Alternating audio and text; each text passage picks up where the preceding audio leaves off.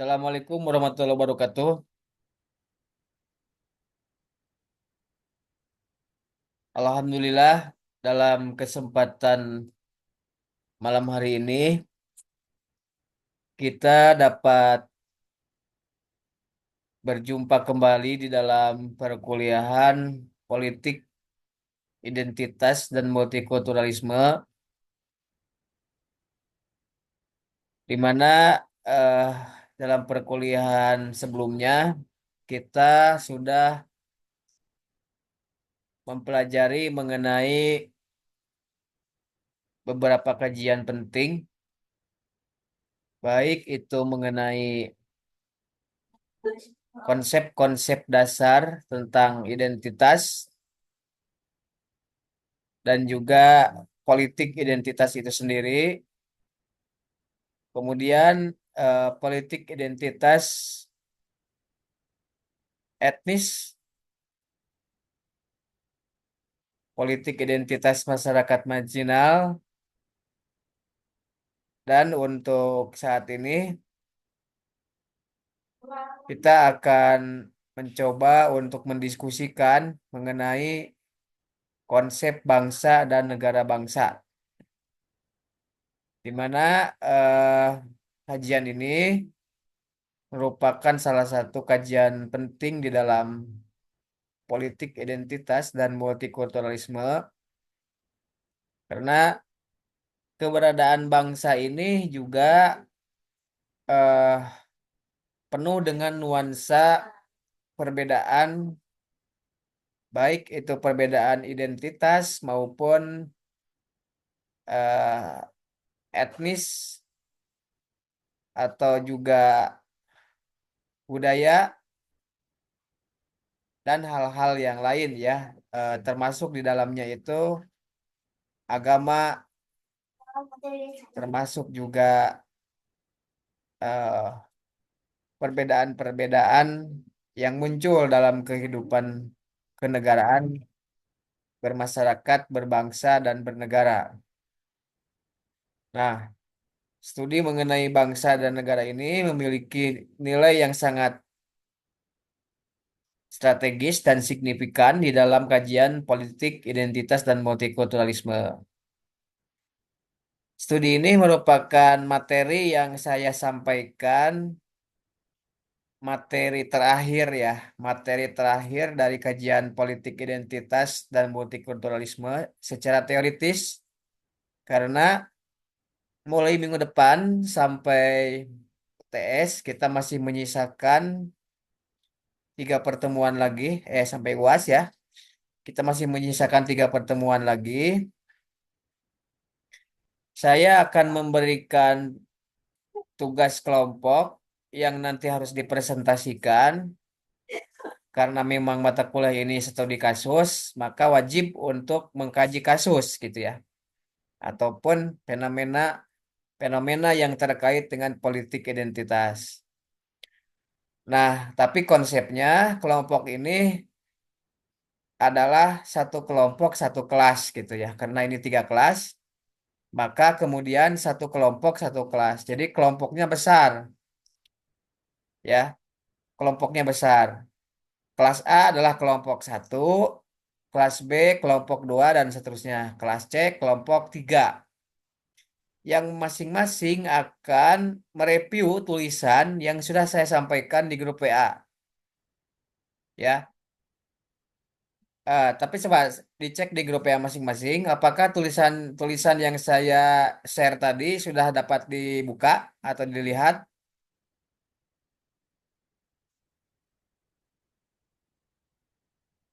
Bisa dilihat di grup WA ya. Ada mengenai, halo, kedengaran nggak suara saya? Kedengeran, Pak. Ada mengenai tulisan yang pertama mengenai Census Map and Museum dari Ben Anderson ya. Tulisan yang kedua mengenai relasi kuasa dalam wacana identitas. Dan tulisan yang ketiga mengenai kampung adat di Jawa Barat. Nah, tugas rekan-rekan adalah mereview tulisan ini. Untuk kelompok satu mereview tulisan Ben Anderson. Untuk kelompok dua mereview tulisan tentang relasi kuasa dalam wacana identitas. Dan kelompok ketiga mereview tulisan mengenai kampung adat di Jawa Barat yang dikeluarkan oleh Disparbud Provinsi Jawa Barat ya, tulisan-tulisan itu. Nah, tentunya tulisan itu direview dalam konteks politik identitas ya dan multikulturalisme.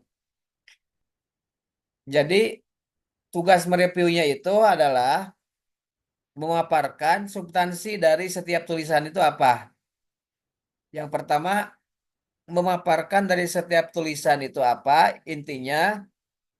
Yang kedua adalah kelemahan dan kelebihan ya. Kelemahan dan kelebihan dari tulisan itu tentunya Anda harus mengkritisi tulisan tersebut. Kelemahan dan kelebihannya apa dalam konteks kajian politik identitas dan multikulturalisme. Jadi kelemahan dan kelebihan dalam konteks studi politik identitas dan multikulturalisme gitu ya.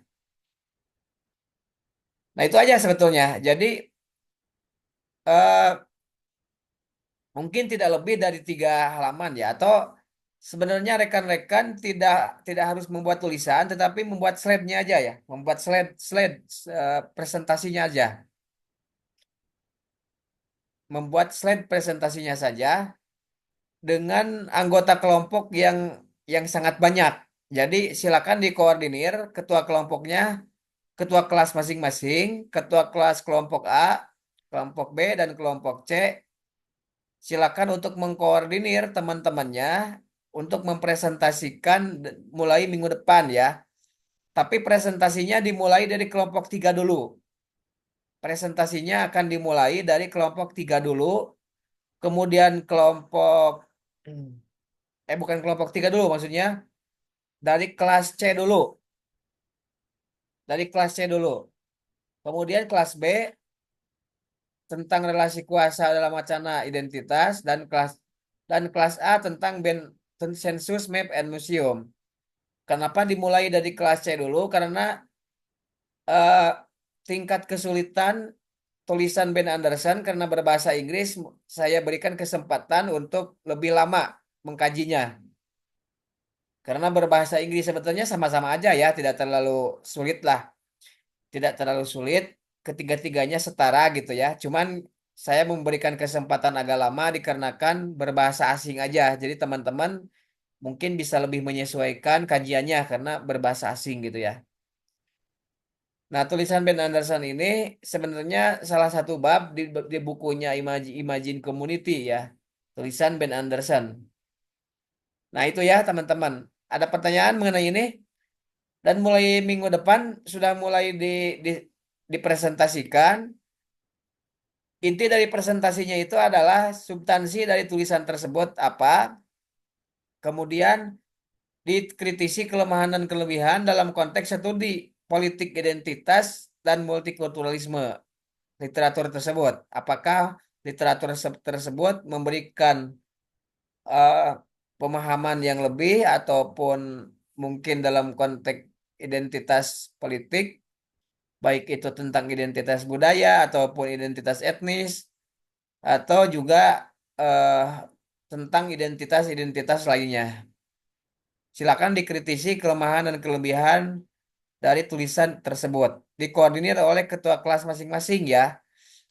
Ketua kelas masing-masing, dan kita akan presentasikan dimulai dari kelas C dulu, kemudian kelas B, dan kelas A dari 3 materi yang sudah saya sampaikan, atau 3 tulisan ilmiah yang sudah saya sampaikan ke rekan-rekan. Ada pertanyaan dulu?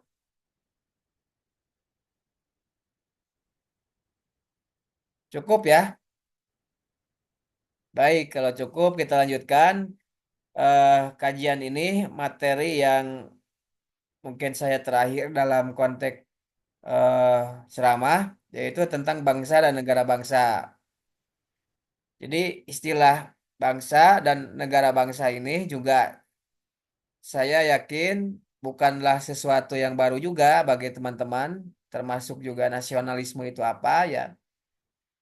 Pasti rekan-rekan dalam konteks kajian politik dari semester 1 sampai sekarang sudah sering mendengar, bahkan sudah sering mendiskusikan mungkin juga di pengantar ilmu politik ya atau di kajian teori politik tentang bangsa dan negara bangsa. Nah, dalam studi ini bangsa setidaknya ya dapat dipahami dalam konteks-konteks tertentu. Misalnya pertama dalam konteks sosial ya, dalam konteks sosial bangsa atau dalam bahasa Inggrisnya nation ya merupakan entitas politik yang lahir dari ikatan afektif historis ya. Adanya perasaan senasib sepenanggungan berdasarkan satu latar belakang yang mungkin juga berbeda ya, tetapi punya pengalaman bersama yang disebut sebagai afektif historis yang basisnya beragam, baik itu etnis, bahasa, nilai-nilai bersama yang diikuti. Nilai bersama itu bisa saja berasal dari leluhur, ya, dari kepercayaan-kepercayaan leluhur. Misalnya Indonesia ada dinamisme dan animisme. Bisa juga dari agama yang dianut, ya, kepercayaan terhadap Tuhan ataupun kepercayaan terhadap kebenaran satu ide-ide tertentu atau budaya-budaya tertentu yang sudah sangat lama diikuti atau diimplementasikan di dalam komunitas atau entitas tersebut. Nah, ini konteks ya sosial, pemahaman bangsa dalam konteks sosial. Nah, dalam konteks sosial ini, bangsa selalu memiliki dua dimensi utama ya, yaitu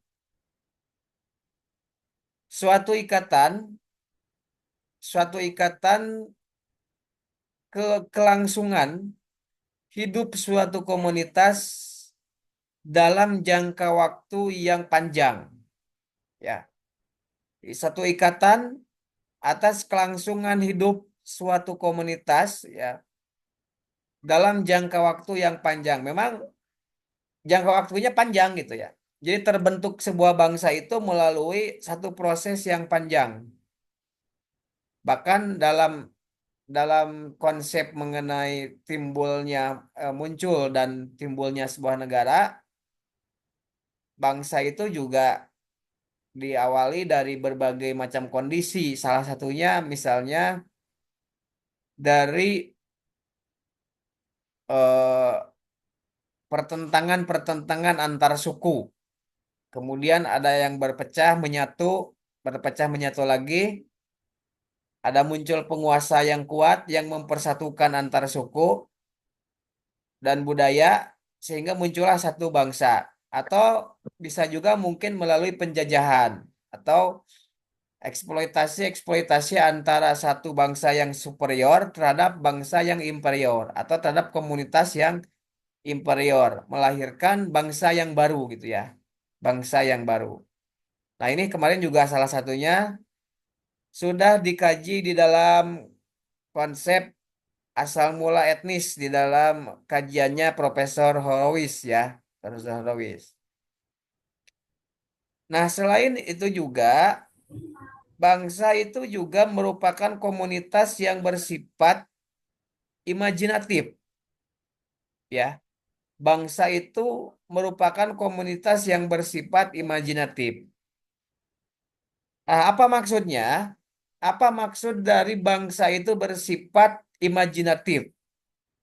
Jadi, kita selalu membayangkan bahwa di dalam satu konsep bangsa, kita ini punya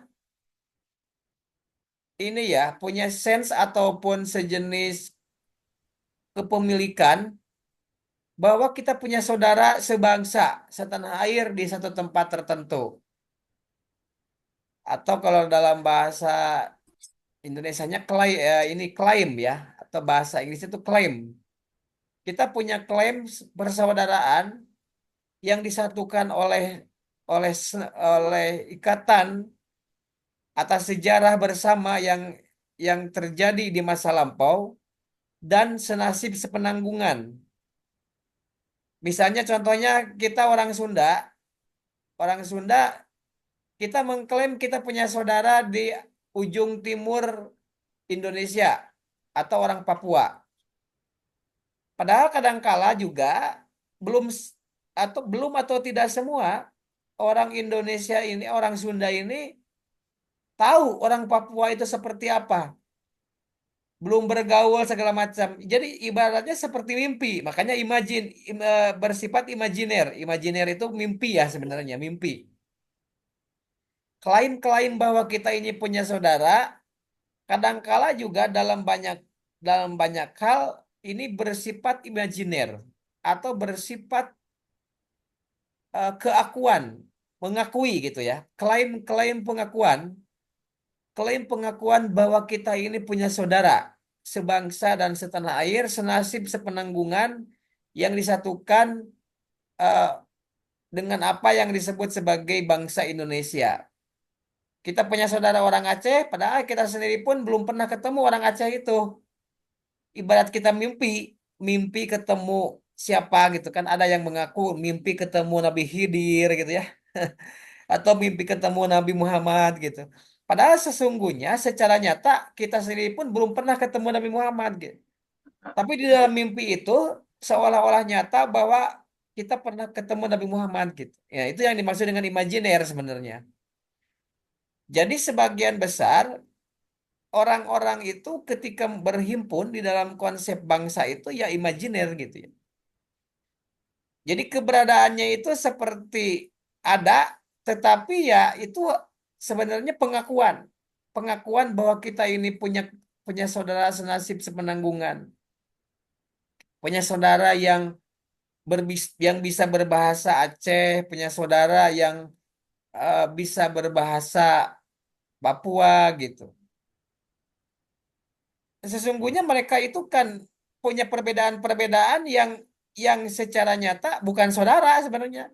Dari dari misalnya ikatan darah segala macam bukan saudara. Faktanya bukan saudara, tetapi secara imajiner kita disatukan dengan pengakuan-pengakuan itu sebagai satu bangsa yang dibatasi oleh teritori dari barat ke timur, dari utara ke selatan. Nah, ini agak filosofis ya, perlu dipahami. Ini penjelasan dari bukunya Imagine Communities dari Benedict Anderson ya, yang ditulis di tahun 1990-an ya, sudah sangat lama bukunya. Imagine Communities. Nah, ini nanti bisa bisa ini kan karena di salah satu tugas yang diberikan kepada Anda ini sebenarnya ada ya. Nah, jadi seperti itu. Ini biasanya akan muncul ketika yang bersifat imajiner ini akan muncul ketika ada common enemy, musuh bersama. Musuh bersama sehingga ketika ada musuh bersama atau common enemy, kita akan merasakan benar-benar bahwa persaudaraan itu nyata gitu.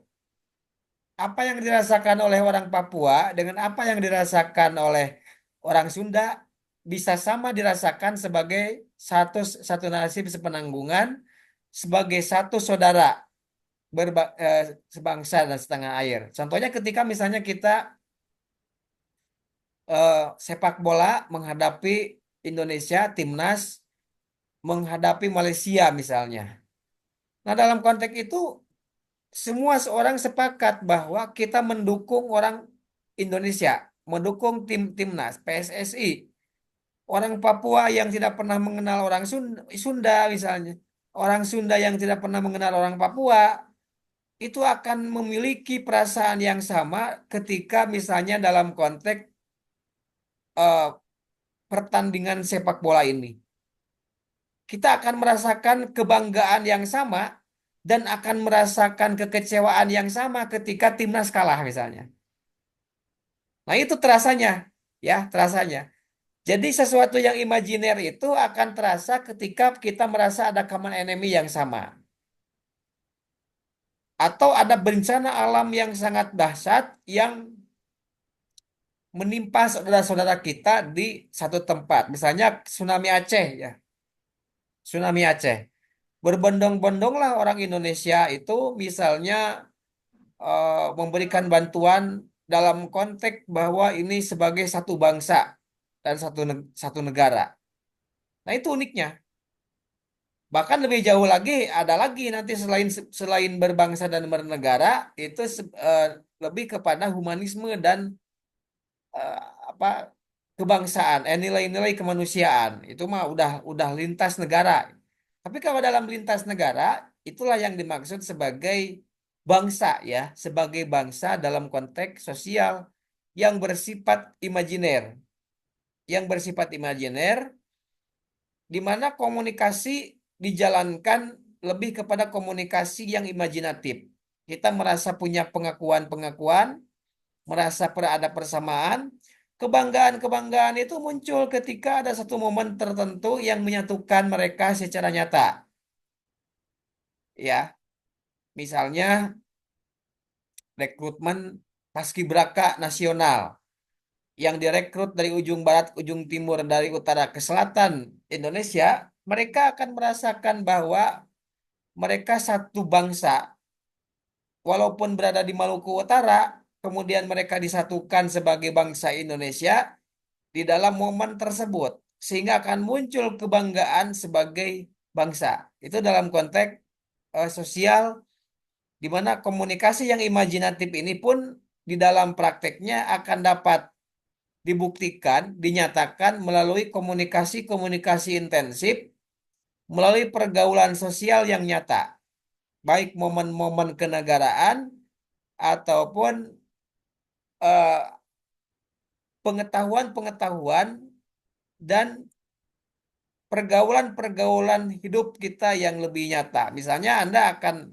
akan lebih bersentuhan ketika mengunjungi secara langsung Papua.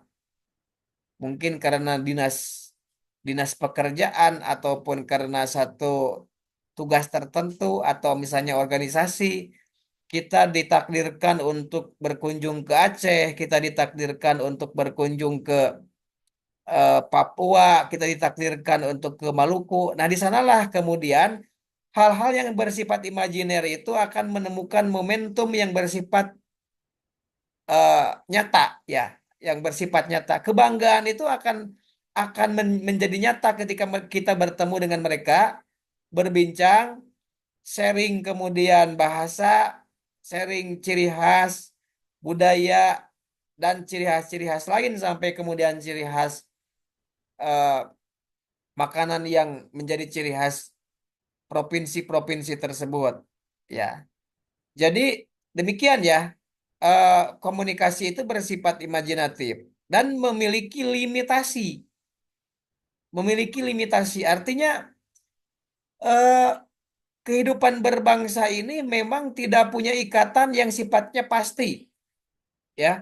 Tidak punya ikatan yang sifatnya pasti, tetapi dia akan muncul dengan serta-merta ketika ada momen-momen tersebut.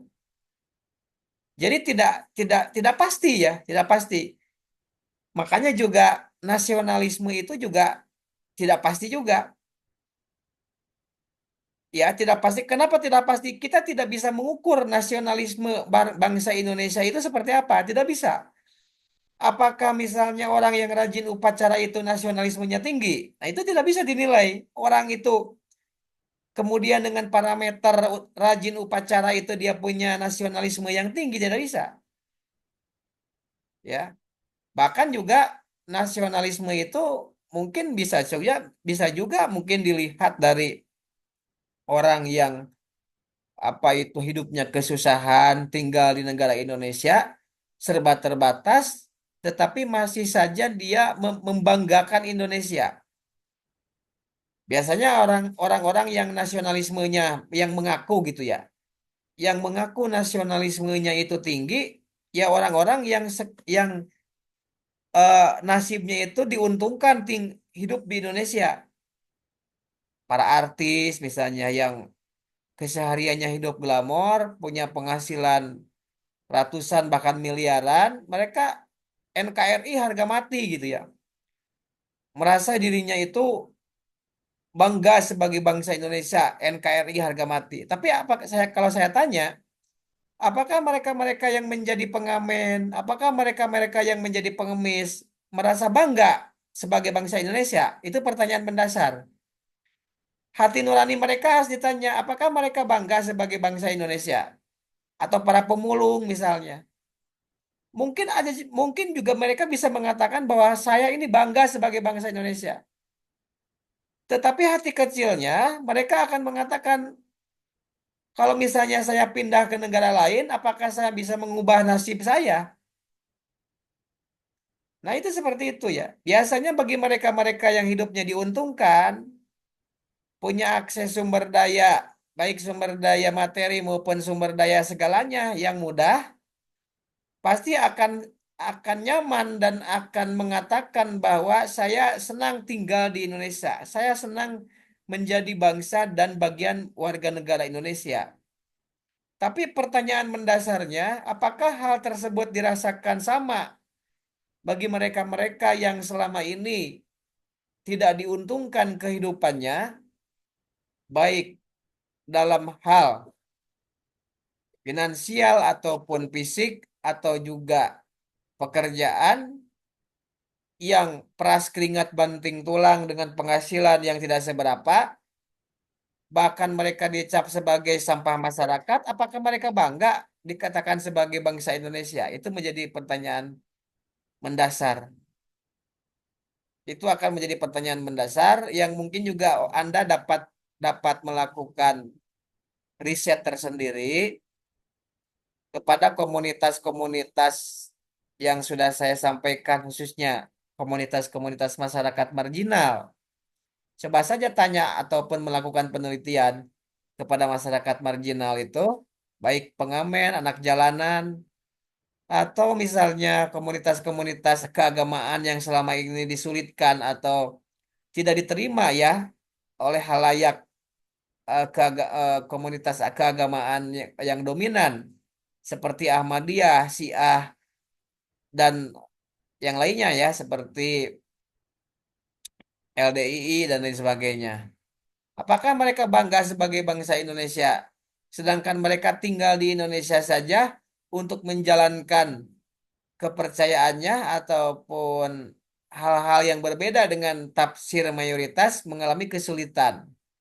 Mungkin ini akan lain ceritanya. Tentunya jawabannya juga kita belum tahu ya. Tapi setidaknya saya penelitian-penelitian saya yang sudah saya lakukan dalam konteks politik identitas dan multikulturalisme, mereka sebagian besar mengatakan bahwa mereka kecewa dengan bangsa Indonesia. Bahkan saya punya teman ya, ketika S2, beliau orang Maluku Utara. Orang Maluku Utara, orang tuanya itu masih masih dalam wilayah Kesultanan, eh, bukan Tidore, Kesultanan Maluku ya, Kesultanan bukan Tidore. Satu lagi tuh Kesultanan Ternate ya, Kesultanan Ternate mengatakan kepada saya itu, kalau orang Jawa itu NKRI harga mati ya pantas gitu. Karena sentrum sentrum pembangunan ataupun kemudahan-kemudahan berada di Jawa. Tapi mungkin Mas agak kaget ketika saya mengatakan bahwa di Maluku itu orang banyak yang tidak mengenal presiden. Bahkan mereka juga tidak mau tahu dengan presiden. Ada yang tidak mengenal lagu kebangsaan Indonesia Raya dan tidak tahu menau dan tidak mau tahu juga tentang lagu kebangsaan Indonesia Raya. Bahkan mereka juga mengatakan bahwa tidak tidak penting juga mengenal pemerintah Indonesia. Makanya kan di Maluku itu, khususnya yang Malukunya ya, ada gerakan Republik Maluku Selatan ya. Gerakan Republik Maluku Selatan yang merupakan secara historis juga salah satu gerakan separatis yang selalu muncul sampai sekarang, bahkan di masa Orde Baru, di masa Orde Lama, Orde Baru, bahkan sampai sekarang mereka muncul tenggelam. Ya ibarat gerakan Aceh Merdeka gitu ya. Dulu ada gerakan Aceh Merdeka di Aceh, atau misalnya Papua Merdeka ya, atau OPM di Papua. Mereka tenggelam, kemudian muncul lagi, tenggelam muncul lagi. Jadi ketika ada gejala-gejala yang menurut mereka itu apa, ada momentum yang tepat, mereka-mereka yang sudah dianggap selesai persoalan itu muncul lagi, ya, muncul lagi untuk mempertanyakan atau ingin memisahkan diri dari Negara Kesatuan Republik Indonesia dengan anggapan bahwa mereka sebagai bangsa itu justru dirugikan gitu ya. Dirugikan dengan bergabung dengan Indonesia. Nah, ada tafsir-tafsir yang seperti itu. Itu karena memang konsep bangsa dalam konteks sosial itu selalu memiliki limitasi atau keterbatasan. Nah, yang kedua, yang ini justru menjadi sangat vital adalah konteks politik ya. Konteks politik. Nah, dalam konteks politik ini, bangsa ini bertransformasi menjadi konsep apa yang disebut dalam istilah kajian politik atau konsep politik itu sebagai nation state atau negara bangsa. Jadi istilah negara bangsa ini merupakan eh, perluasan ya, penyebutan dari istilah bangsa secara konsep politik, konteks politik. Yani apa itu negara bangsa itu? Yaitu sebuah entitas yang mampu mengkonsolidasikan kekuasaan atas sebuah wilayah dengan batas-batas yang tegas atau dengan batas-batas yang diakui oleh dunia internasional dan termaktub di dalam perjanjian-perjanjian internasional modern. Border ya, border bukan frontier. Nah, istilah border atau frontier ini kalau di masa modern, batas-batas wilayah sebuah negara itu bersifat border. Artinya, sebuah negara tidak dapat mengklaim batas-batas wilayahnya berdasarkan klaiman negara tersebut saja atau klaiman segelintir orang atau kelompok. Walaupun sudah melalui persengketaan, pertentangan, ataupun peperangan, belum tentu menjamin kalau kemudian belum ada pengakuan dari Perserikatan Bangsa-Bangsa ya melalui hukum hukum internasional tentang batas negara. Itu yang dimaksud dengan border. Sehingga tidak mudah negara-negara itu melakukan perluasan tanpa diakui oleh negara-negara lain di sekitarnya atau negara-negara yang tergabung dalam perserikatan negara atau dalam konteks ini perserikatan bangsa-bangsa. Tapi kalau di masa sebelum adanya PBB atau Perserikatan Bangsa-Bangsa yang mengatur mengenai batas wilayah segala macam, ya, ada zona ekonomi eksklusif, ada landas kontinen, laut teritori dan sebagainya. Nah, itu batas wilayah sebuah bangsa itu lebih kepada diatur melalui satu pencaplokan, ya. Makanya dulu di zaman eh, Britania Raya ataupun kerajaan Inggris menguasai negara-negara di dunia, bahkan 3/4 dunia pernah dikuasai oleh Inggris, itu tidak ada ya hukum yang secara langsung kemudian dituliskan seperti itu. Tapi ya berdasarkan pencaplokan aja. Ketika satu satu wilayah dicaplok, maka wilayah itu kemudian kalah, menyerah, maka wilayah itu menjadi wilayah imperialis. wilayah imperialisnya eh, Inggris. Begitu juga dengan wilayah wilayah koloni yang dikuasai oleh kerajaan Belanda ketika mereka misalnya dapat dikalahkan oleh pasukan-pasukan Belanda di satu wilayah, maka dia secara otomatis menjadi koloni dari kolonialisme Belanda atau kerajaan Belanda. Makanya Indonesia waktu itu disebut sebagai Hindia Belanda, koloni dari kerajaan Belanda.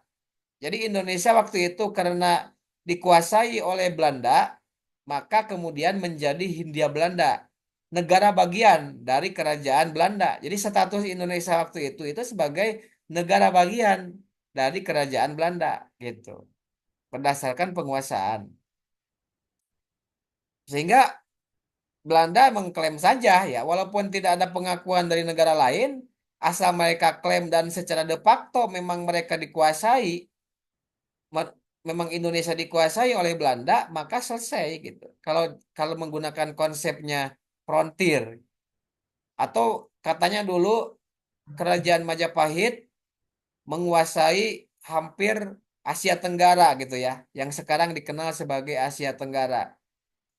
Nah, itu karena apa? Karena mereka eh, baik darat ataupun lautnya, terutama laut ya di bawah Panglima Laksamana Nala, kemudian menguasai antara-antara itu, laut-laut antara itu atau laut atau kepulauan-kepulauan itu dan menaklukkan penguasa-penguasa di wilayah itu. Sehingga secara frontir mereka mengklaim bahwa kekuasaan dari kerajaan Majapahit itu melampaui Nusantara yang kemudian sekarang kita sebut sebagai Nusantara ya, ditambah kemudian ada Siam, Campak, Singapura, eh, kemudian juga apa itu namanya Vietnam ya, dan wilayah-wilayah yang sekarang ini termasuk dalam Asia Tenggara. Nah, memang kelemahannya frontier itu ketika misalnya kerajaan pusat mengalami kelemahan, mereka yang biasanya kemudian takluk dengan memberikan sejumlah eh, apa itu namanya persembahan gitu ya, sejumlah persembahan yang rutin diberikan kepada pusat. Ketika misalnya pusat mengalami kelemahan di dalam kekuasaannya, mereka dengan serta-merta dapat memisahkan diri. Tapi kalau dalam konsep order, mereka tidak dengan serta-merta dapat memisahkan diri gitu ya. Ada aturan-aturan tertentu lebih lebih ketat dan lebih sulit dibandingkan frontier gitu ya. Nah, seperti itu rekan-rekan. Jadi di masa kerajaan masa lampau itu tidak ada yang wordir, semua rata-rata juga menjadi frontier gitu ya. Frontier. Nah, ini yang dimaksud eh, negara bangsa dalam konteks politik ya. Mungkin ada pertanyaan dulu sampai sini atau tanggapan, pendapat dan lain sebagainya ya. Saya persilakan.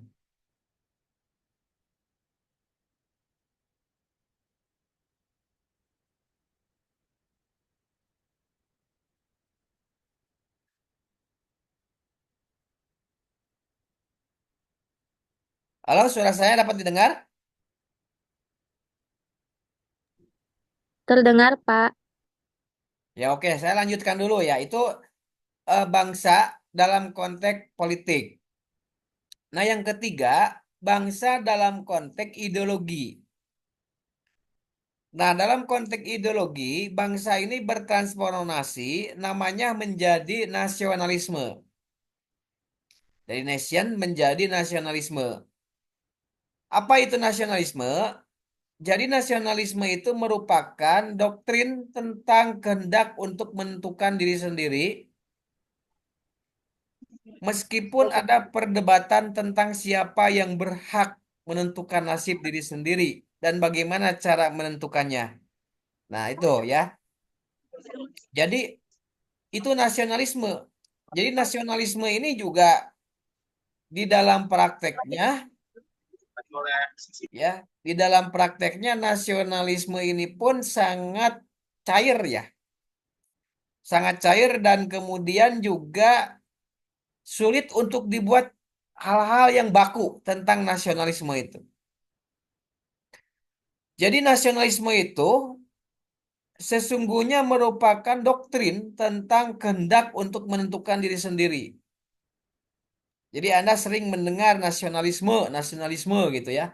Kebanggaan-kebanggaan terhadap keindonesiaan.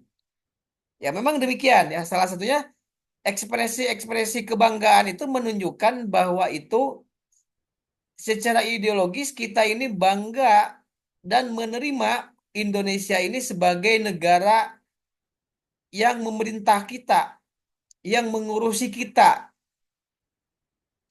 ya, yang mengurusi secara keseluruhan kehidupan kita berbangsa dan bernegara lewat pemerintah Indonesia. Dan kita merasa bangga dengan keindonesiaan tersebut. Itu yang dimaksud dengan nasionalisme. Nasionalisme ini sangat cair karena ekspresi dari nasionalisme ini akan sangat beragam. Seperti yang sudah saya sampaikan tadi bahwa kita tidak bisa menilai bahwa seseorang itu memiliki nasionalisme hanya dari segi ucapan semata. Sesungguhnya kalau orang punya nasionalisme tinggi, ya peng- pengorbanan terakhirnya nyawa pun diberikan. Nyawa pun diberikan untuk apa namanya kehidupan berbangsa dan bernegara. Makanya orang yang punya nasionalisme tinggi dengan mengorbankan jiwa dan raganya, pengorbanan terakhir itu kan jiwa dan raga. Kalau harta masih mending sebenarnya, tapi pengorbanan terakhir tertinggi di dalam nasionalisme itu jiwa dan raga, maka disebut sebagai pahlawan. Nah, itu konsep pahlawan itu sebenarnya kenapa ada pahlawan? Pahlawan itu adalah orang yang berjasa menegakkan kehormatan bangsa dan negara, ya dia diklaim memiliki nasionalisme yang tidak dipertanyakan lagi sebagai orang yang punya nasionalisme tinggi. Pengorbanan terakhirnya ya jiwa dan raga. Makanya pahlawan itu kan rata-rata berkorban ya di zaman penjajahan Belanda ataupun Jepang. Mereka-mereka yang kemudian diangkat sebagai pahlawan nasional itu diteliti. Mereka memiliki jasa dengan mengorbankan harta, mengorbankan eh, apa namanya waktu, mengorbankan kesenangan pribadinya, termasuk yang terakhir itu mengorbankan jiwa dan raga. Seperti Jenderal Sudirman misalnya melakukan perang gerilya walaupun sedang didera sakit, ataupun pahlawan seperti misalnya Pangeran Diponegoro dan lain sebagainya, ya. Nah, itu dianggap sebagai pahlawan nasional yang berani mengorbankan jiwa dan raga untuk kepentingan bangsa dan negara. Nah, itu jadi tidak bisa kemudian nasionalisme itu diklaim hanya sekedar misalnya rajin upacara bendera tiap Senin. Mungkin kalau kalau ukurannya seperti itu banyak juga guru atau dosen yang tidak rajin upacara. Padahal dia kesehariannya itu bergelut dengan ilmu pengetahuan yang mungkin dia sumbangkan dengan sepenuh hati eh, kesehariannya itu untuk mencerdaskan kehidupan bangsa dan negara di negara tersebut gitu ya. Nah, itu juga sebenarnya bisa dikatakan nasionalisme. Jadi nasionalisme itu tergantung juga dari peran yang dia mainkan. Sejauh mana dia peran-peran yang dia mainkan dan serius terhadap memainkan peran itu dan memberikan sumbangsih yang sangat luar biasa terhadap kehidupan berbangsa dan bernegara, maka kemudian itu dapat dikatakan sebagai nasionalisme yang tinggi. Jadi persoalan nasionalisme ini juga persoalan keyakinan. Nah, tidak bisa diukur ya. Persoalan keyakinan itu tidak bisa diukur. Orang yakin dan bangga sebagai bangsa Indonesia itu tidak bisa diukur dari hal-hal yang sifatnya fisik karena dia terletak di hati. Orang yakin saya yakin kepada Allah Tuhan orang Islam itu kan nggak bisa diukur. Itu adanya letaknya di hati keyakinan itu. Ya, tetapi setidaknya orang bisa memastikan bahwa dia itu sebagai orang yang percaya terhadap Tuhan dan misalnya percaya terhadap agama Islam, ya dibuktikan dengan ritual-ritualnya, misalnya sholat ataupun menjalankan perintah-perintah, membayar zakat dan sebagainya. Setidaknya dicirikan dari itu gitu ya.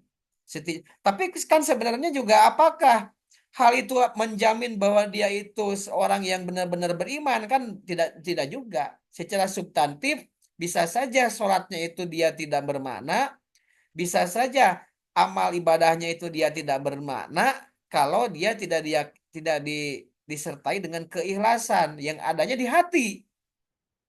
Tidak bisa diukur, yang bisa mengukurnya hanya Tuhan sendiri gitu ya.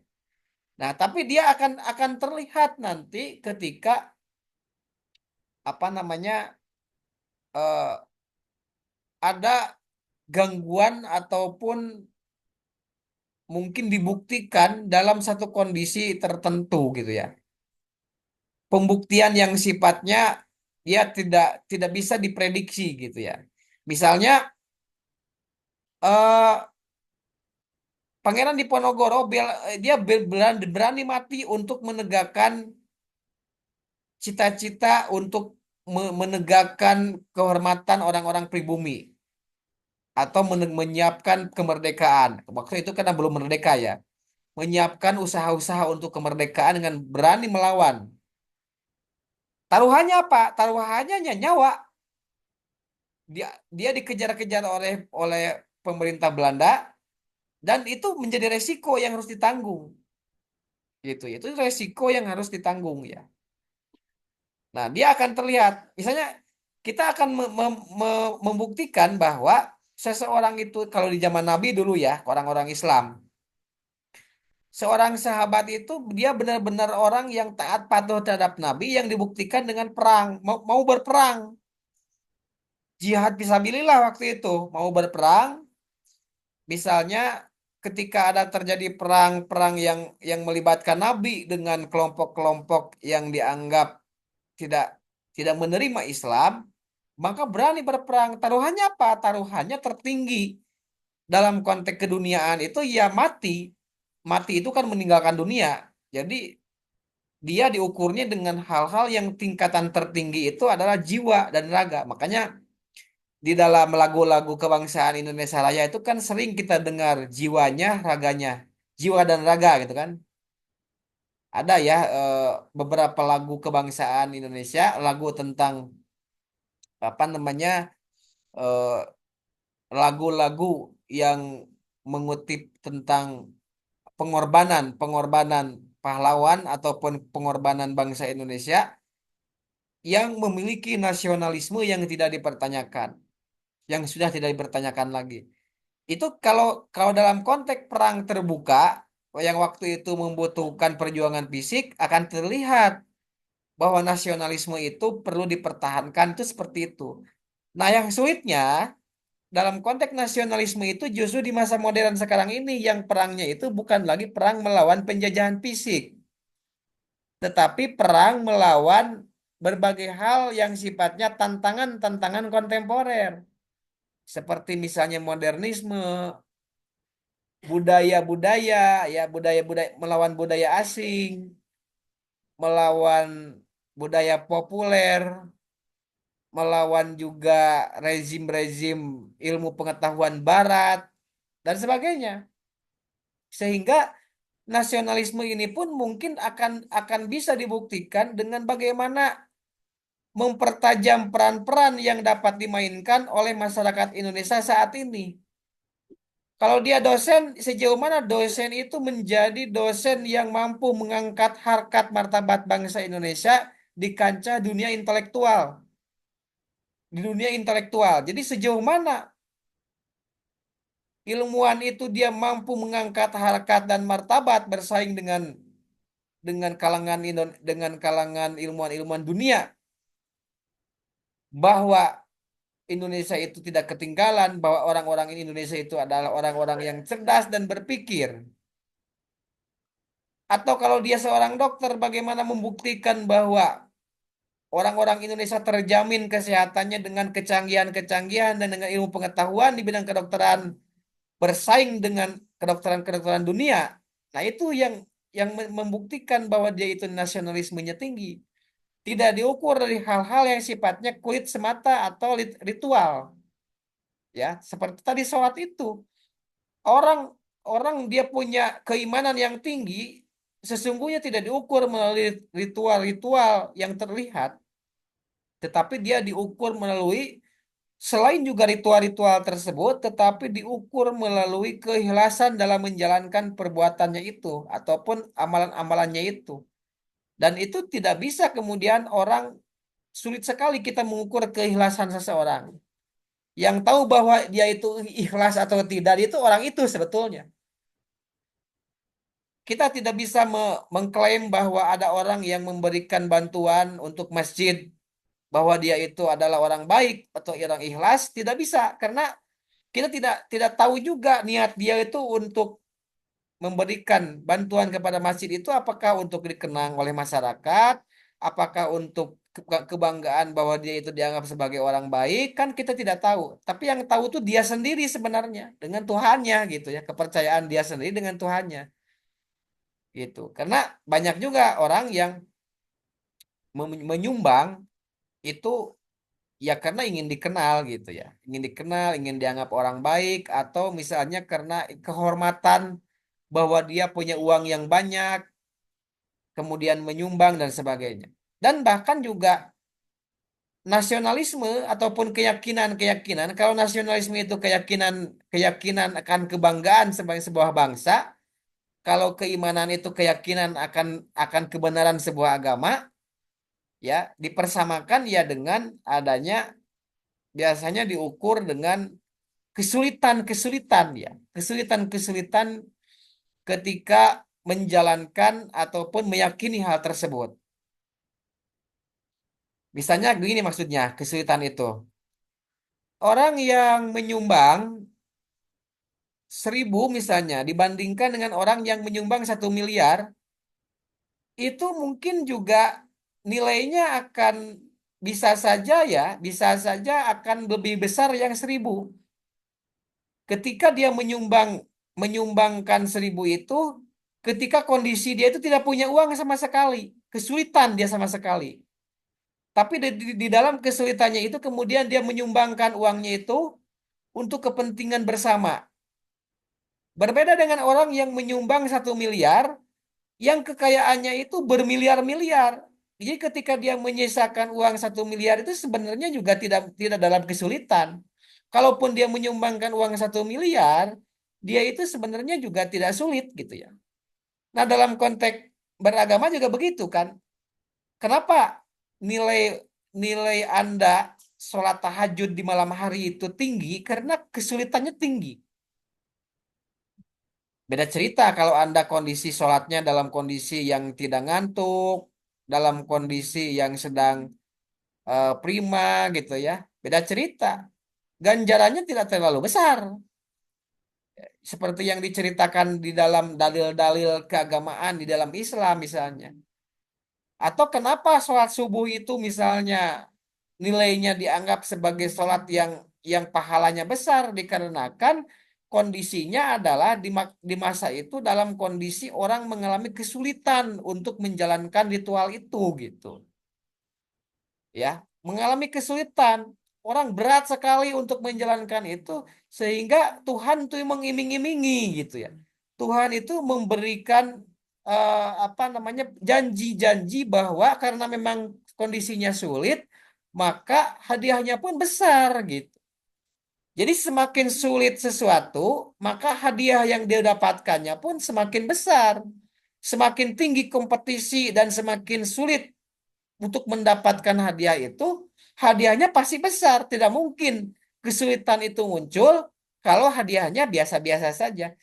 Hadiahnya itu biasanya mudah, didapatkannya pun dengan mudah. Itu teori ya, itu teorinya. Termasuk juga dalam konteks nasionalisme. Nasionalisme itu akan terlihat ketika misalnya orang dianggap dalam kondisi kesulitan, tapi dia masih tetap mempertahankan kebanggaan sebagai bangsa Indonesia. Nah, makanya rekan-rekan sekalian ya dalam konteks penilaian pahlawan itu tidak gampang, itu penilaian kepahlawan itu ada ahli-ahli yang meneliti. Kan biasanya ada eh, apa pengangkatan pahlawan ya, pengangkatan pahlawan dan itu di SK-kan eh, di suatu keputusan Perpres ya, peraturan presiden khusus mengangkat pahlawan-pahlawan nasional. Masih bergulir sampai sekarang. Sudah ada sudah ada ribuan pahlawan yang ditetapkan oleh pemerintah Indonesia. Mulai kajian-kajian sejauh mana signifikansi perilaku perilaku dan pemikiran dia sumbangsinya terhadap keutuhan Negara Kesatuan Republik Indonesia. Jadi dikaji itu pahlawan. Ada sedikit saja celah seperti Sultan Hamid ya, Sultan Hamid II misalnya sudah memenuhi syarat segala macamnya untuk dijadikan pahlawan, tetapi ternyata ketika misalnya dalam satu hal ternyata Sultan Hamid itu pernah menghadiri, kan gitu ya kata An Hargonggong, sejarawan Indonesia, pernah menghadiri undangan Belanda, pemerintah yang saat itu yang saat itu sedang sedang adanya pertentangan antara antara penjajah Belanda dengan orang-orang Indonesia. Jadi kedatangan Sultan Hamid di dalam undangan Belanda itu tidak mencerminkan gitu ya, tidak mencerminkan dia sebagai sebagai negarawan yang nasionalis gitu. Di dalam kesulitan-kesulitan orang Indonesia kemudian dijajah oleh Belanda, ternyata jadi di hal-hal yang seperti itu pun menunjukkan bahwa kajian-kajiannya sangat detail yang mengenai penilaian-penilaian terhadap nasionalisme ini. Nah, itu untuk lebih memahami tentang nasionalisme itu sebenarnya. Nah, dalam prakteknya nasionalisme ini juga dibagi menjadi ada ethnic nationalism, ada civic ya, nationalism. Kalau etnik nasionalisme ini ide kebangsaan yang diakarkan pada basis identitas askriptif atau ikatan sosial di dalam kelompok dalam sebuah teritori tertentu. Atau dalam bahasa lainnya, etnik nasionalisme itu adalah nasionalisme kedaerahan gitu ya.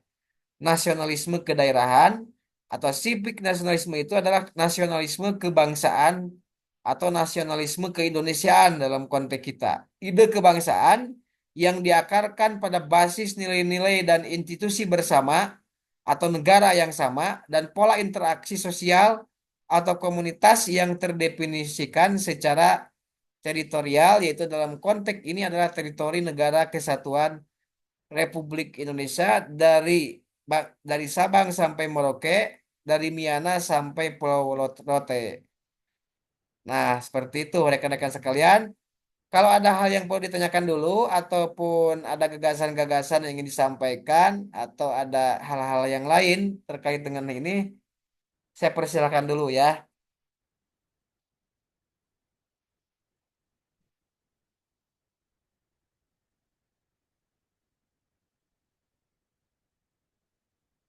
Bisa dipahami apa yang saya jelaskan? Bisa, bisa Pak. Bisa ya. Oke. Bisa, Saya Kak. lanjutkan sedikit lagi. Nah, ini dilema kebangsaan.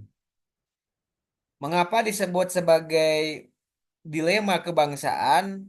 Karena di sisi lain bangsa itu yang muncul ketika adanya perhimpunan dari mereka-mereka yang punya nasib sepenanggungan masalah yang sama kemudian membentuk sebuah negara. Tapi di sisi lain juga persoalan bangsa itu sesungguhnya karena tadi memiliki limitasi itu sampai kapanpun tidak akan selesai. Artinya dalam kehidupan berbangsa dan bernegara, ya, dalam kehidupan berbangsa dan bernegara, pertanyaan-pertanyaan atau tafsir-tafsir ulang tentang kebangsaan itu akan selalu muncul. Dan itu wajar sebenarnya. Wajar ya. Yang terpenting dari limitasi itu bagaimana pemerintah atau dalam konteks ini penguasa ya, penguasa mampu merawat kehidupan kebangsaan itu yang punya limitasi itu bisa dirawat untuk terus bertahan di antara perbedaan identitas yang muncul, ya, sampai negara tersebut akhirnya hancur. Jadi sesungguhnya merawat nasionalisme itu adalah upaya untuk memperlama usia negara, ya. Jadi siapa yang punya tanggung jawab merawat itu? Yang punya tanggung jawab merawat itu adalah yang utama pemerintah, penguasa, dan seluruh komponen yang ada di negara itu, termasuk masyarakatnya. Jadi harus punya keinginan bersama, ya, atau sense of belonging, punya kepemilikan bersama untuk merawat bersama supaya bangsa ini tetap tetap hadir, tetap jaya.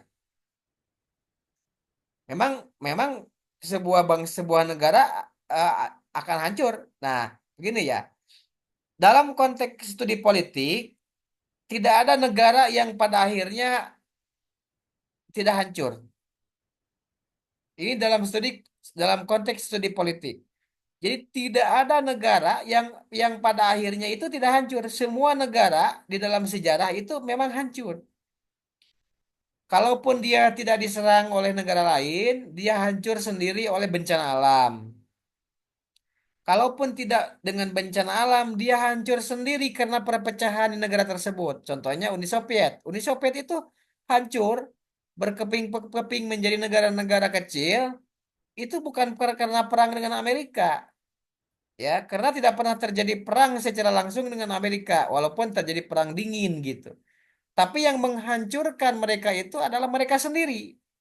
Ada perbedaan pendapat, tafsiran ya, tentang bagaimana menentukan nasib bangsa itu ke depan.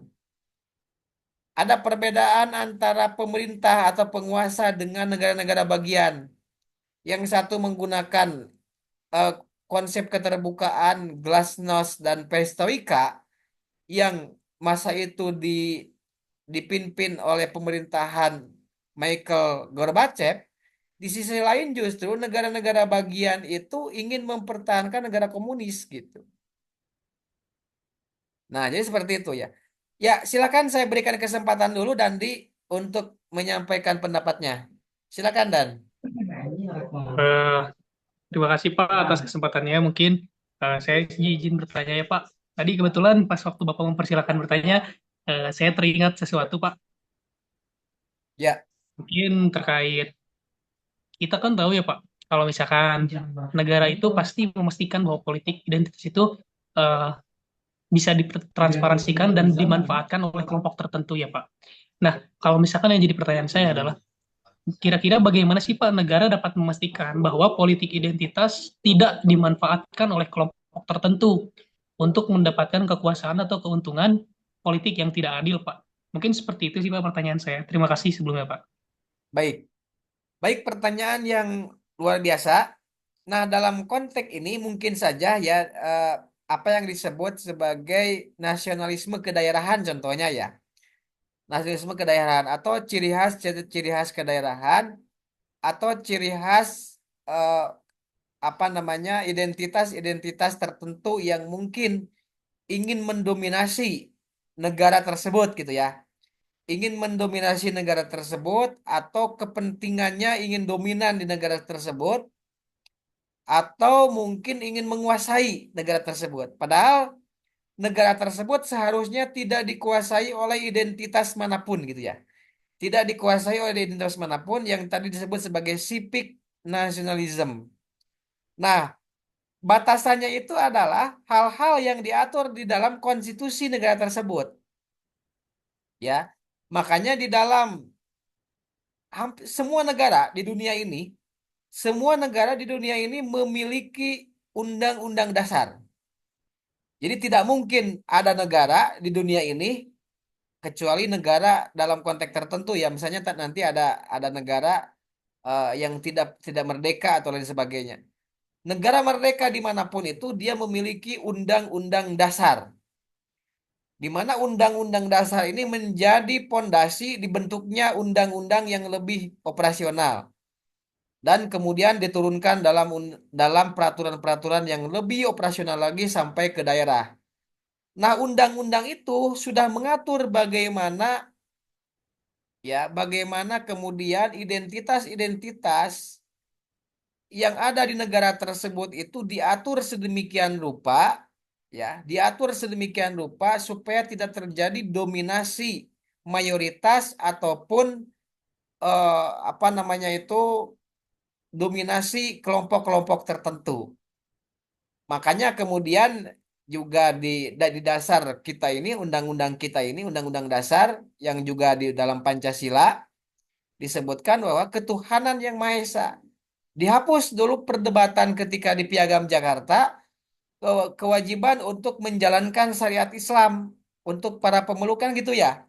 Nah, itu kan sebenarnya di dianggap sebagai untuk kelompok-kelompok tertentu ini dianggap sebagai dominasi dari umat Islam. Padahal Indonesia ini kan walaupun memang sebagian besar penganutnya itu agama Islam, tetapi juga ada identitas-identitas lain di luar Islam yang akan keberatan ketika pasal itu di ini.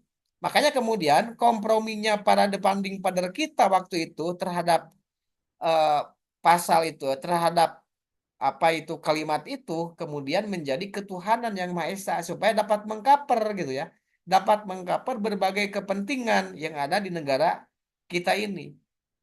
Nah, makanya juga apa itu namanya di undang-undang itu, undang-undang dasar kita ya, itu tidak ada dominasi dari kelompok manapun atau adanya pelarangan ya, pelarangan terhadap dominasi dari kelompok manapun secara konstitusi, baik undang-undang dasar maupun dalam undang-undang yang lebih operasional lagi. Nah, mengenai kemudian di dalam prakteknya muncullah politik identitas yang lebih memperlihatkan dominasi mayoritas, itu adalah dinamika politik yang terjadi ya. Dinamika politik yang terjadi karena memang eh, ininya tuh gini ya, alamiahnya itu yang dominan itu yang banyak itu akan selalu ingin menguasai. Itu alamiahnya ya. Yang dominan itu akan selalu ingin menguasai. Dan yang minoritas alamiahnya itu mereka selalu ingin diakui ya, ingin diakui.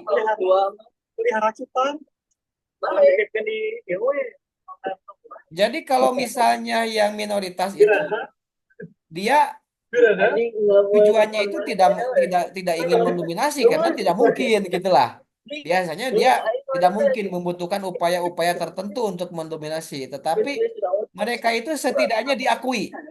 Itu kan dalam konteks politik identitas itu biasanya begitu. Jadi yang minoritas itu ingin diakui, yang mayoritas itu alamiahnya itu mendominasi gitu. Nah, bagaimana supaya antara yang mendominasi dan yang ingin diakui ini terjadi perimbangan, maka kemudian diaturlah dalam mekanisme bernegara itu, ya, bagaimana tidak terjadi eh, dominasi mayoritas dan juga tidak terjadi eh, tirani minoritas gitu ya. Tidak terjadi makanya di undang-undang operasional itu ya, jadi tidak boleh terjadi dominasi mayoritas dan tidak boleh terjadi tirani minoritas. Yang sedikit juga tidak boleh menguasai. Tapi di dalam prakteknya akan selalu muncul seperti itu. Maka kemudian pemerintahan itu harus tegas ya menurunkan dari undang-undang dasar yang sudah bagus ini.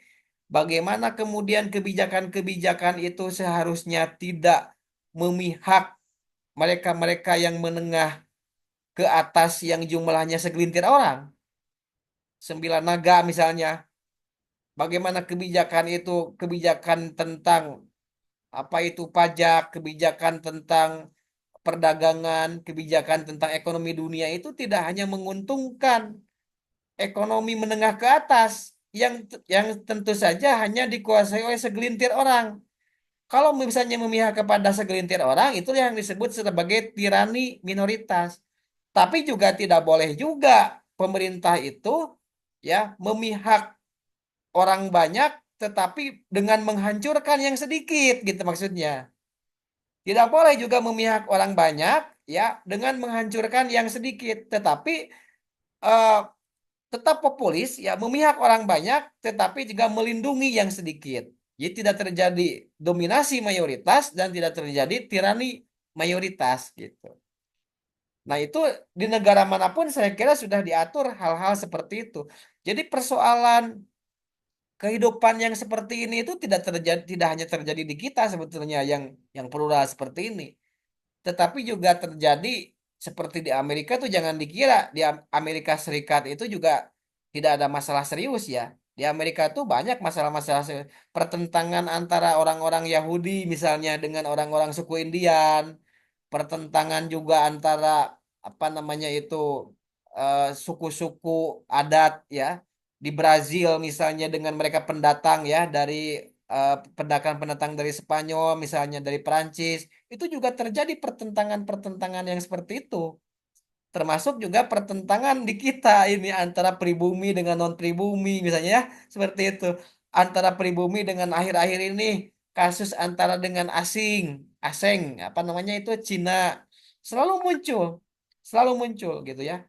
Bahkan juga menimbulkan berbagai macam prediksi ada berapa ribu per per tahun katanya orang-orang Cina datang ke Indonesia di masa Jokowi kemarin. Nah, seperti itu. Itu hal-hal sensitif yang sebenarnya itu juga apa perlu bijak ya. Pemerintah sebuah bangsa itu perlu bijak di dalam menanggapi ya persoalan kehidupan berbangsa dan bernegara ini. Gitu Dandi ya. Silakan ada tanggapan lagi. Terima kasih mungkin Pak untuk jawabannya. Jadi Ya, kritik baliknya mungkin dari untuk kebijakannya udah bagus ya mungkin, tapi ada kritik balik bagi negara ataupun pemerintahan seperti yang Bapak sebutkan tadi mungkin ya Pak. Mungkin Pak ya, terima kasih Pak atas kesempatannya. Terima kasih Pak. ya baik Dandi. Ya betul seperti itu. Nah, saya lanjutkan dulu.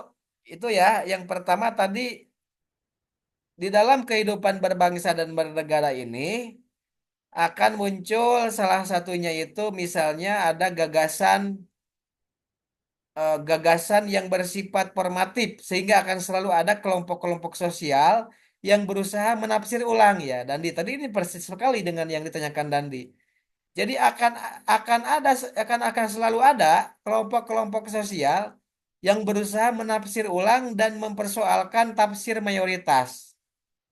Jadi jangan aneh kalau dalam kehidupan berbangsa dan bernegara, apalagi bangsa yang besar seperti Indonesia ini, ada kelompok-kelompok yang ingin merdeka.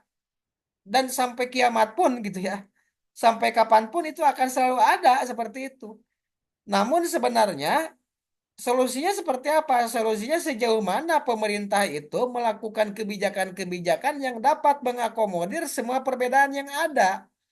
Supaya mereka yang selalu berusaha untuk menafsir ulang dan mempersoalkan tafsir mayoritas itu juga puas dengan kondisi-kondisi yang sedang ada saat ini. Siapa yang berani menjamin ke depan Indonesia itu misalnya ada yang menginginkan negara Jawa Barat, negara Jawa Timur, itu kan kita tidak bisa menafikan terhadap hal itu. Ya kita berharap Indonesia ini sampai sampai berapa ribu tahun lagi tetap akan seperti ini bersatu segala macam. Tapi kan kita juga belajar dari sejarah. Bangsa mana di dunia ini di masa lampau yang tidak pernah hancur? Semua bangsa di negara ini hancur. Hancurnya seperti tadi yang saya sampaikan, ada yang karena bencana alam, ada yang karena perbedaan di antara negara-negara itu, hancur sendiri, ada yang juga karena perang segala macam. Yang selama ini kita kenal dalam sejarah bangsa-bangsa di dunia ini yang paling lama kan Mesir kuno sebenarnya. Mesir kuno itu bisa sampai bertahan ribuan tahun ya, kerajaan Mesir kuno ini. Tapi pada akhirnya Mesir kuno ini kan tinggal nama sekarang itu. Tinggal nama sekarang menjadi Mesir, negara Mesir yang modern, beda lagi seperti kerajaan Mesir yang pernah menjadi negara adik kuasa di dunia. Atau sebelumnya ada Yunani Romawi kuno gitu ya. Atau kerajaan Makedonia yang dipimpin oleh Alexander the Great misalnya. Yang disebut-sebut pernah menguasai 3/4 dunia gitu. Nah seperti itu semua negara itu pada akhirnya hancur. Ya, apakah itu hancur karena peperangan, konflik internal ataupun ya semua pada hancur. Tapi eh, sesungguhnya negara-negara di dunia saat ini itu berusaha dengan mengobarkan nasionalisme itu, nasionalisme kebangsaannya mengorbankan itu untuk memelihara, untuk apa itu ya, menjadi pengobat supaya negara ini bisa lebih bertahan lama gitu. Kita semua yakin semua akan hancur. Kerajaan Majapahit yang begitu besar menguasai Asia Tenggara juga hancur pada akhirnya. Kerajaan Sriwijaya juga yang begitu besar hancur. Dinasti Cina ya, Genghis Khan dan sebagainya, misalnya Mongolia ya, pada akhirnya hancur juga.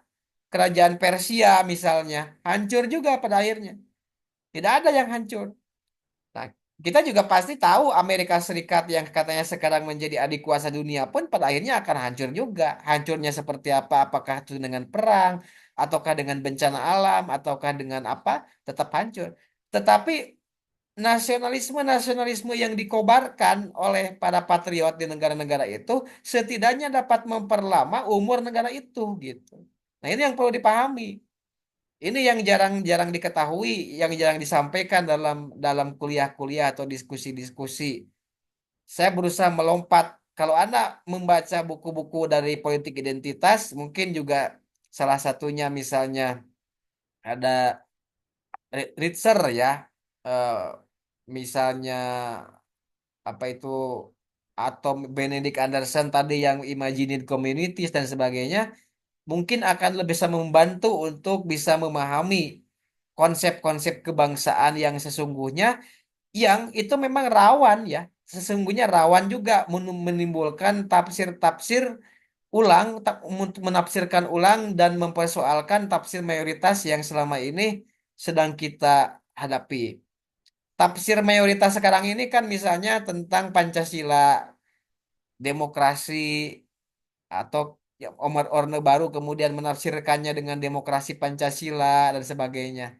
Itu mungkin juga akan ke depan akan ada tafsir-tafsir tertentu ya yang kontra dengan tafsir mayoritas itu. Biasa hal-hal seperti itu saya kira bagaimana negara atau kekuasaan dapat dengan bijak mengatasi hal itu.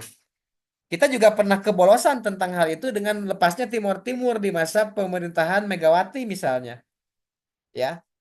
Jadi salah satunya lepasnya Timor Timur itu kan juga tidak ada yang bisa akhirnya mempertahankan, muncullah referendum, datang dukungan dari luar negeri terdekat yaitu Australia, maka tidak bisa diganggu gugat lagi. Kita kecolongan juga, kehilangan Timor Timor Timur. Dalam konteks HAM juga ternyata ya tidak bisa disalahkan juga karena ada negara-negara atau ada negara-negara bagian atau wilayah-wilayah yang sesungguhnya fungsi dari dibentuknya negara dalam dalam ilmu negara itu ya, fungsi dibentuknya sebuah negara itu adalah untuk kesejahteraan. Ketika misalnya negara itu tidak bisa mensejahterakan masyarakatnya di wilayah-wilayah itu, maka wilayah-wilayah itu sesungguhnya memiliki potensi kemungkinan untuk memisahkan diri gitu. Makanya ini juga menjadi menjadi lecutan, menjadi kritik keras terhadap pemimpin pemerintah pusat. Bagaimana caranya Indonesia ini juga tidak Japa-sentris, bagaimana mengembangkan apa itu Kalimantan, bagaimana mengembangkan Sulawesi, bagaimana mengembangkan Aceh atau wilayah-wilayah terluar Indonesia. Jadi kekecewaan-kekecewaan seperti itu tuh saya pernah merasakan ya diskusi-diskusi dengan mereka yang khususnya dari luar Jawa. Mereka itu kadang-kala juga iri dengan bagaimana ketika mereka datang ke Jogja mendapatkan akses buku yang begitu murah, kita dapat dengan mudah mendapatkan buku-buku yang luar biasa dengan harga yang murah. Mereka dapat mudah juga, orang-orang di Jawa itu dapat mudah mengakses kendaraan-kendaraan dengan harga yang relatif murah. Kita bayangkan saja, saya mendapatkan cerita orang di Papua itu sebelum diberlakukannya satu harga tentang BBM, itu untuk membeli satu mie rebus saja itu harganya bisa sampai 15.000. Bayangkan harga mie rebus Yang di Jawa itu harganya cuma 2.500, 2.000, itu di luar Jawa, di Papua itu bisa sampai 15.000. Mengapa? Karena dulu harga BBM-nya berbeda. Sehingga ketika harga BBM berbeda, mereka mendatangkan barang-barang dari Jawa misalnya, maka ketika sampai di Papua itu mereka bisa mematok harga yang begitu mahal. Ketika mereka membeli juga misalnya kendaraan bermotor yang misalnya di Jawa itu bisa dibeli sepeda motor misalnya dengan harga 20 juta, 15 juta, di sana bisa bisa 3 kali sampai 4 kali harganya karena membutuhkan biaya operasional yang lebih gitu. Mereka juga dengan iring misalnya mengatakan buku di Jogja itu sangat-sangat murah. Makanya kalau kalau orang-orang Maluku waktu itu teman saya orang-orang Maluku dan orang-orang Papua itu dan di Jogja itu mereka apa kerjanya di Jogja itu? Mereka beli-beli buku. Mereka beli buku, borong buku karena kalau sudah sampai di Papua katanya buku itu mahal harganya. Jadi mereka itu kalau datang ke Yogyakarta itu atau ke Jakarta ke Kuitang itu ya, toko buku murah tuh di Kuitang, itu mereka biasanya borong buku. Borong buku mereka beli misalnya berapa puluh juta karena kalau sengaja mereka itu belinya cuma satu itu rugi gitu karena jauh gitu ya. Kalau mereka beli di Papua buku itu mereka ongkosnya saja untuk satu buku bisa mahal. Makanya ketika mereka berkunjung ke Yogyakarta ke Jogja itu atau ke Jakarta mereka biasanya borong buku. Itu ada fenomena Mas. Waktu itu saya aneh-aneh juga kenapa nih orang-orang Papua itu kalau ke Jogja itu di shopping namanya shopping ya kalau Jogja itu buku-buku murah pusat buku-buku murah itu biasanya mereka sekali beli itu puluhan juta mereka karena murah sekali katanya buku itu belum lagi bukunya kan bisa difotokopi ya buku-buku ya kalau dalam bahasa ininya tuh buku fotokopian ya buku palsu gitu ya buku bukan asli tapi nggak masalah lah kalau menurut saya juga sering beli buku-buku yang seperti itu gitu murah sekali. Kalau mereka beli di Papua itu bisa mahal katanya gitu. Nah, itu jadi sebenarnya juga sejauh mana ya kebijakan pemerintah itu bisa mengakomodir kepentingan-kepentingan mereka khususnya di daerah. Nah, saya kira juga Jokowi dalam beberapa hal cukup bagus ya dalam apa namanya mem- membongkar akses itu atau membuka ya, membuka akses itu yang misalnya membuat apa itu namanya landasan udara di daerah-daerah terluar Indonesia, perbatasan dengan Filipina, perbatasan dengan apa itu namanya Singapura misalnya. Setidaknya landasan-landasan terbang ya, landasan-landasan terbang atau memperbaiki akses-akses jalan di perbatasan-perbatasan misalnya Kalimantan Utara dengan Malaysia misalnya atau akses-akses pelabuhan ya, pelabuhan yang lebih dipercanggih antara di perbatasan Pulau Batam dengan Singapura misalnya, atau perbatasan-perbatasan diperbaiki jalan antara Papua dengan Papua Nugini misalnya. Nah, jadi hal-hal seperti itu saya kira juga salah satu hal yang dapat meningkatkan kebanggaan dan kepercayaan terhadap pemerintah pusat sehingga pembangunan tidak bersifat Japasentris ya di Jawa saja. Salah satu upaya untuk memperlama negara ini bertahan ya, tidak ada pemisahan dari negara-negara induk itu salah satunya seperti itu. Nah, adanya nasionalisme minoritas baik yang bersifat etnik nasionalisme maupun civic nasionalisme. Ya ini seperti terlalu bersifat etnik nasionalisme ya, gerakan Aceh Merdeka gitu ya. Kemudian juga Republik Maluku Selatan yang selalu aja muncul tenggelam tadi yang sudah saya sampaikan. Kemudian organisasi Papua Merdeka dan lain sebagainya. Eksistensi kebangsaan merupakan bagian dari dinamika formasi negara bangsa, membuka pertanyaan tentang bangsa yang tunggal. Misalnya tentang mononation dan kedaulatan atau sepresent ya, sepresenti. Nah, tentang hal ini saya kira akan selalu ada tafsir-tafsir seperti ini itu.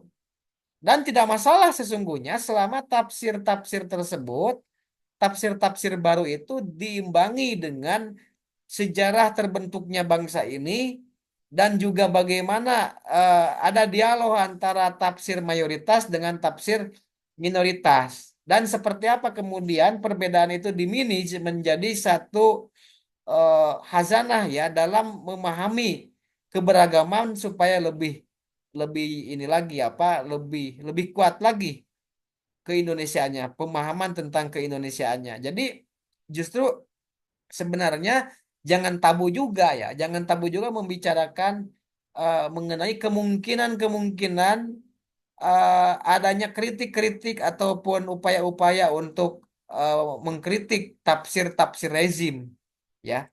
Tafsir-tafsir rezim. Dulu kan P4 itu juga tabu dikritik. Tapi sekarang kemudian kan P4 itu dibubarkan ya. Nah, sekarang ramai lagi katanya di zaman Prabowo akan diaktifkan lagi penghayatan, pengamalan terhadap Pancasila atau dulu disebut dengan P4 ya, dulu zaman saya. Nah, kemudian yang terakhir, bangsa akan benar-benar menjadi sebuah entitas sosial hanya apabila berkaitan dengan bangunan teritorial negara modern. Misalnya Kurdistan di Asia Barat, kemudian ada masyarakat suku Sami ya di Skandinavian. Nah, ini sebutan-sebutan, makanya ada kan istilah Skandinavian ya, atau di Asia Barat ya. Ada namanya eh, Kurdistan lah, seperti itu. Nah, ini yang dimaksud sebagai dilema kebangsaan. Bahkan juga variasinya ini seperti misalnya ada stateless nation variasinya.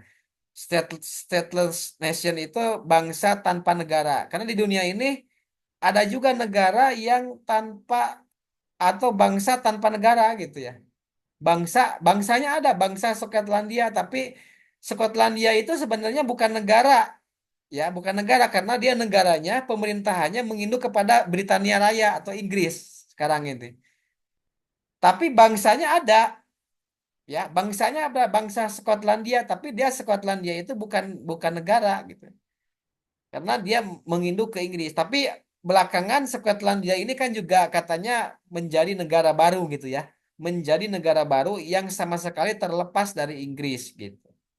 Atau rakyat asli Kanada ya, ada rakyat asli Kanada. Atau sebaliknya dari stateless nation itu ada yang disebut dengan plurinational state atau negara banyak bangsa. Negara banyak bangsa. Yaitu koeksistensi lebih dari satu identitas nasional di dalam sebuah tatanan politik. Jadi ada negara yang di dalamnya itu banyak bangsa gitu. Ya. Ada negara yang di dalamnya itu banyak bangsa. Ya, saya kira kita bisa menyebut lah ya beberapa negara modern seperti Amerika Serikat. Amerika Serikat itu kan negara banyak bangsa. Karena di dalamnya itu ada masyarakat tradisional Inka, Maya, Aztec, ada suku Indian, ada bangsa Yahudi ya, ada bangsa Yahudi, ada kemudian juga bangsa Negro Afrika dan sebagainya yang kemudian bersatu sebagai bangsa atau sebagai eh, negara United States ya, United States of America atau USA atau Amerika Serikat. Itu saya kira penjelasan saya mengenai eh, bangsa, konsep bangsa dan eh, konsep negara bangsa dan nasionalisme ya. Silakan kalau masih ada pertanyaan ataupun gagasan-gagasan lain yang mungkin sependapat ataupun berbeda pendapat dengan saya masih persilahkan ya kepada rekan-rekan.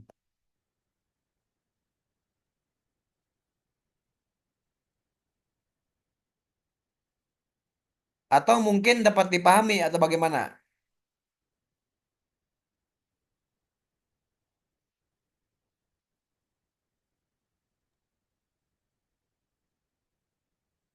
Bagaimana rekan-rekan penjelasan saya dapat dipahami atau bagaimana? Insya Allah paham, Pak. Dipahami. Baik ya. Baik, terima kasih. Kalau memang tidak ada, atau saya masih berikan kesempatan nih. Saya masih berikan kesempatan kalau masih ada yang mau bertanya sambil saya menjelaskan ulang tentang tugas. Jadi untuk minggu depan dipersiapkan ya kelompok 3 dulu ya. Kelompok 3. Kelas C dulu ya. Kelas C dulu dengan tema yang ketiga ya. Tema yang ketiga tadi.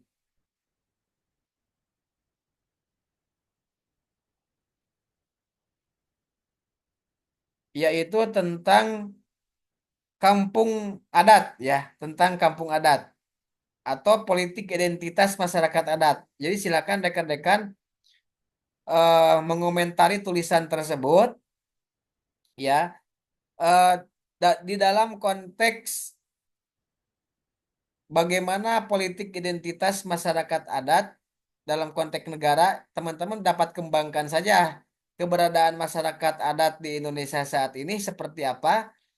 Apakah mereka sekarang ini diakomodir oleh negara ataukah justru tersudut oleh negara? Itu pertanyaan mendasarnya ya.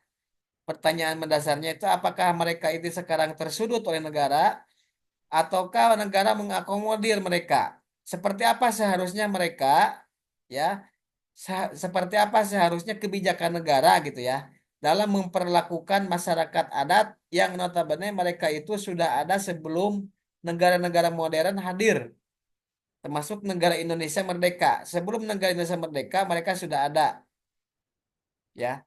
Dengan melihat data di tulisan di Spatbur di Budpar itu ya, di Budpar itu ada data dari masyarakat adat di Jawa Barat, eh, dari mulai Kampung Dukuh, kemudian Kampung Naga, Kampung Kuta dan seterusnya. Bagaimana juga eh, hak ulayatnya masyarakat adat, wilayah adatnya dan lain sebagainya. Bagaimana jaminan mereka di dalam menjalankan adat istiadatnya dan seterusnya. Ya, teman-teman bisa mengkritisi saja bagaimana perjalanannya saat ini, termasuk juga mungkin di Baduy bagaimana gitu ya. Tapi kalau Baduy mungkin di tulisan ini tidak termasuk Jawa Barat ya. Tapi kalau ini ingin membandingkan, saya kira tidak masalah juga lah.